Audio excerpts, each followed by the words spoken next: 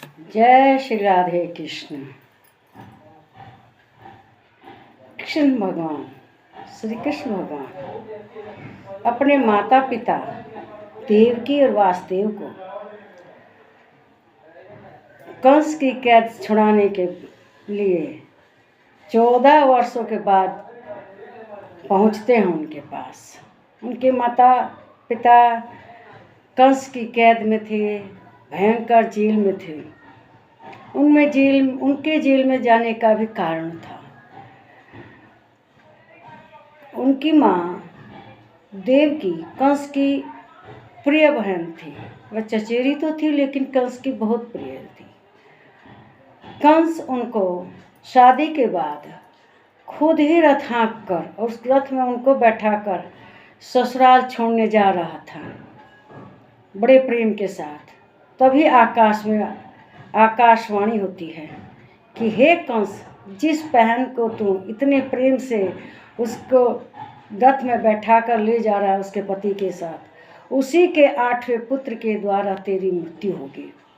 यह सुनकर कंस बहुत ही परेशान हो जाता है और उसका तुरंत वध करना चाहता है तलवार निकाल कर। लेकिन वासुदेव हाथ जोड़कर कहते हैं कि हे कंस, इसको मत मारो, तुम्हें 8वीं संतान ही ना चाहिए, जब होगी हम दे देंगे। तभी उनके मन में आया, कंस सोचने लगा कि 8वीं कोई पहली भी हो सकती है जब इसकी संतान है। यह सोचकर वह उन दोनों को कठोर कारावास में डाल देता है और जब उसके कोई संतान होती उसको आकर एक जेल खाने के बाहर एक शिला थी उस पर पटक कर मार देता था। इस तरह से उन्होंने उसके बच्चों को मारना शुरू कर दिया। लेकिन जब कृष्ण भगवान का जन्म हुआ तो उस दिन उनकी लीला से सब जितने द्वारपाल थे सो गए गहरी नींद में और कंस की हाथ की बेड़ियाँ भी, पैर की बेड़ियाँ सब खुल गई अपने आप और दरवाजे खुल गए कैद खाने के। और उनको उसी समय एक आकाशवाणी होती है कि इस बच्चे को तुरंत गोकुल में नंदलाल के घर जाकर वहाँ रखाओ और उनकी पुत्री ले आओ। तो वे उसको एक सूप में करके ले जाने लगते हैं। बारिश बहुत हो रही थी, बरसात का भादों का महीना था, अष्टमी थी और वे जमुना को पार करने के लिए जमुना में पैर रखते हैं। जमुना बहुत बड़ी हुई थी, लेकिन जब कृष्ण भगवान के पैर का स्पर्श होता है तो जमुना का पानी नीचे हो जाता है और वे गोकुल में पहुँचते हैं। सब सोए हुए थे। जाकर उस कृष्ण भगवान को यशोदा जी के बगल में लेटाकर और उनकी पुत्री को लेकर चले आते हैं। और जो पुत्री को लेकर आते हैं सब पहले की तरह हो जाता है, सब दरवाजे बंद हो जाते हैं अपने आप और उनके हाथ में बेड़ियाँ लग जाती हैं, पैर में बेड़ियाँ लग जाती हैं। जब पुत्री की रोने की आवाज़ आती है तो द्वारपाल जानते हैं कि बच्चे का जन्म हुआ है, 8वें संतान का। जाकर कंस को खबर करते हैं, सूचना देते हैं। कंस तुरंत आता है और उनसे बच्चा मांगता है। तो देवकी कहती है कि ये भैया, ये तो पुत्री है, तुम्हें तो पुत्र से खतरा है ना।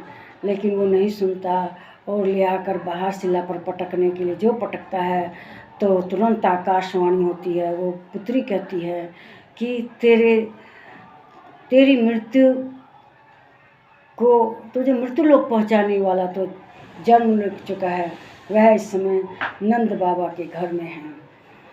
तो कंस वापस आ जाता है हाथ मलते हुए और वहाँ के सभी बच्चों को मरवाने की कोशिश करता है जो उस समय पैदा होते हैं।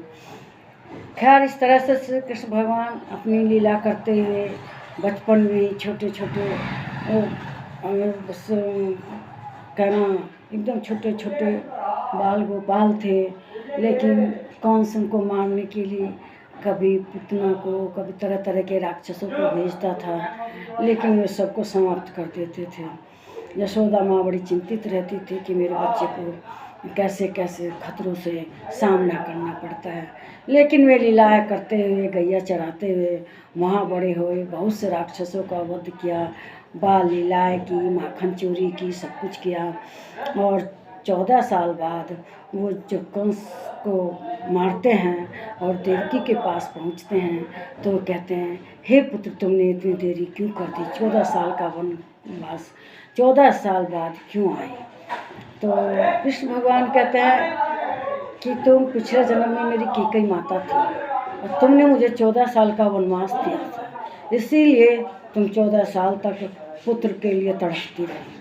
और यशोदा माँ मेरी कौशल्या माता थी, जो कि पिछले जन्म में 14 साल तक अपने बेटे के लिए, राम के लिए तड़पती रही। 14 साल तक उनका बेटा वन में रहा। तो वही पिछले जन्म का कर्म का फल है कि मैं 14 साल बाद तुम्हारे सामने प्रकट हुआ हूँ। तो इसलिए मनुष्य चाहे कोई भी हो, उसको तो अपने जैसे कर्म किए हैं उसके अनुसार उसे भोगना ही है। इससे कोई दिव्य हो, चाहे कौशल्या माता हो, चाहे कैकेयी माता हो, सबको अपने कर्म का तो फल भोगना ही पड़ता है।